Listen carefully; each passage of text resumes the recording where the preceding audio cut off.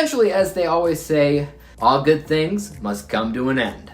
For the last 2 weeks, or I guess fortnight to all my fancy subscribers, I've been going through the entire View Askewniverse saga of films that are currently available right now. Some are really good, others not so much, but they all surprisingly have moments scattered throughout the entire thing that are massively quotable and memorable. People are still quoting the original Clerks film by randomly shouting out, 37! Or, I'm not even supposed to be here today. And while I did technically watch them out of order, ending them both on the two most meta Askewniverse connected comedies of the bunch was probably a smart move, as everything was still fresh on my mind. So the question now remains, are we ending things on a good or sour note with Jay and Silent Bob Reboot?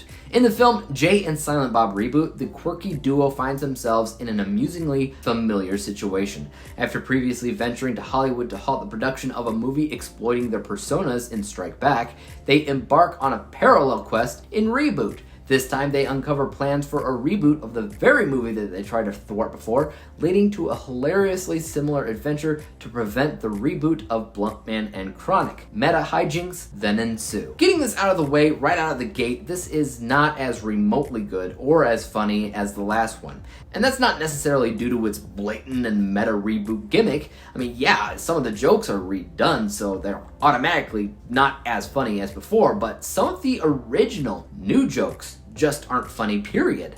I know that comedy is subjective, so you might even prefer this over the last, but for me, there was a running gag in the film with Silent Bob using emojis on his smartphone to communicate what he was thinking or feeling. And it just didn't click with me. In fact, it kind of undermined his character's long-proven ability to pantomime those expressions.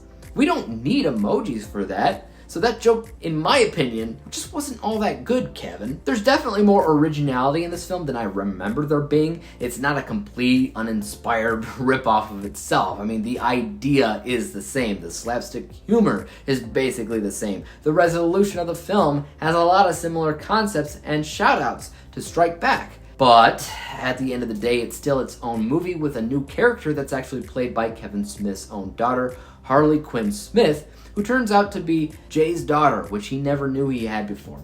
This movie did not have the jewel thieves that the first film had. It doesn't have Suzanne the orangutan that the first movie had.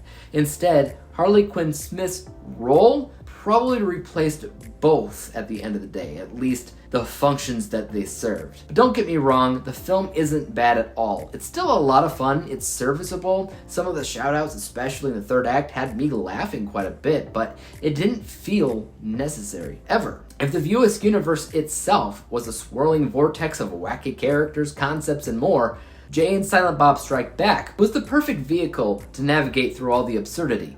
Not only that, but all of the actors seem to be having so much fun acting moronic throughout that movie. This one though, this reboot, I don't know. A lot of the actors just kind of seem to be there because they support Kevin Smith. They'll always show up if he asks. But so many of them randomly felt like they were just kind of phoning in their performance, like they weren't fully invested in what was going on, especially Ben Affleck. In a lot of ways, the ending of this film felt a lot like a series closer for the Askewniverse as a whole, so I'm glad that they still came out with Clerks 3. I want to say that Kevin Smith is probably still working on more films to add to his repertoire, but I couldn't tell you what those films would be or when they would be released. I think that there's going to be a sequel to Mallrats in the works, as well as something called Moose Jaws. We'll see though. Past that, there's not much to add about this film. Unfortunately, you probably already know how the film will play out.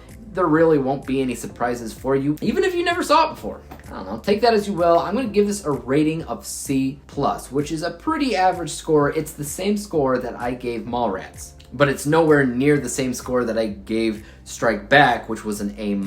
Pretty soon I'm going to attempt to record and edit the first ranking video on my channel that I have done in years. I have not done one of those in a long time, but we'll see how that goes, guys. Make sure to hit that like button, subscribe button, all that fun stuff to make sure that you're notified when I come out with that ranking video. But until that day comes, peace out. They say with a grin, the antics wild, their minds in a spin. But when Hollywood reboots their tale, they hit the road, ready to prevail. Rebooting our way through the View Askewniverse. chronic to